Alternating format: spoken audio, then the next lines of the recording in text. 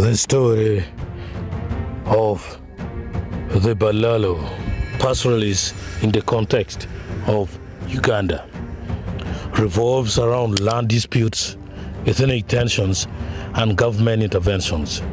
These nomadic cattle keepers, most of Bahima origin, have become a continuous issue in Uganda, particularly in northern regions like Acholi, Lao, and West Nile, but mostly in Acholi.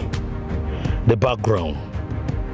The Balaalo are predominantly cattle headers from western Uganda who migrate with their livestock in search of pasture. Source is the Google scholars.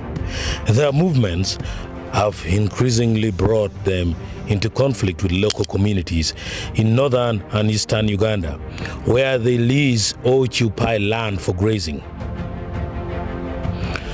Many local residents accuse the Balaalo of illegal land acquisition, environmental degradation, and failing to respect customary land ownership.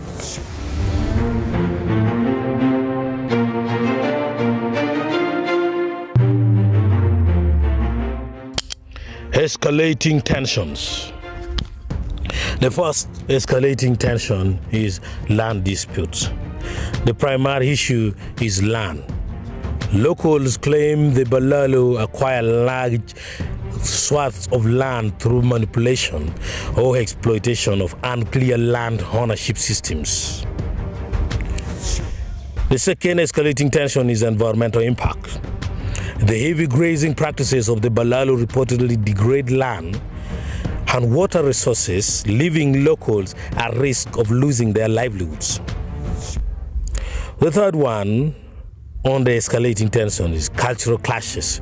Some communities accuse the Balaalo of disregarding local traditions and customs, exacerbating tensions.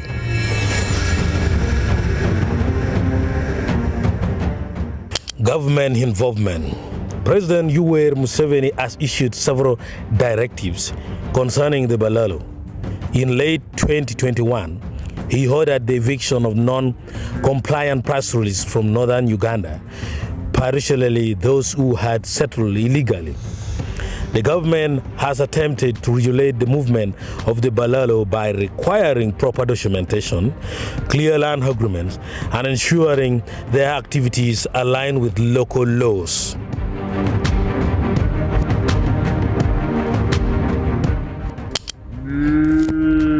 The current developments. Number one is eviction. Some Balaalo have been forcefully evicted, leading to humanitarian concerns about their settlement. Number two is resistance. Many pastoralists argue they have legitimately leased or purchased the land and have faced unfair treatment by locals and authorities.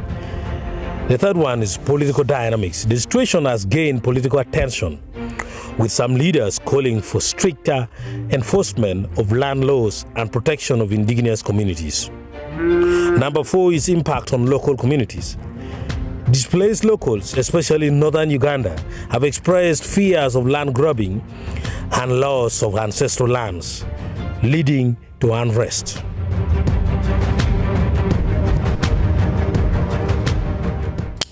The outlook of the story of the Balaalo must go.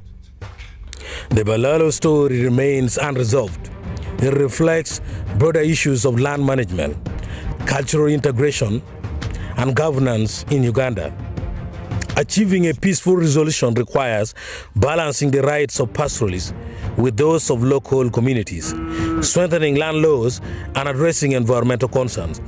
Without decisive action, the tensions are likely to persist, potentially escalating into more significant conflicts.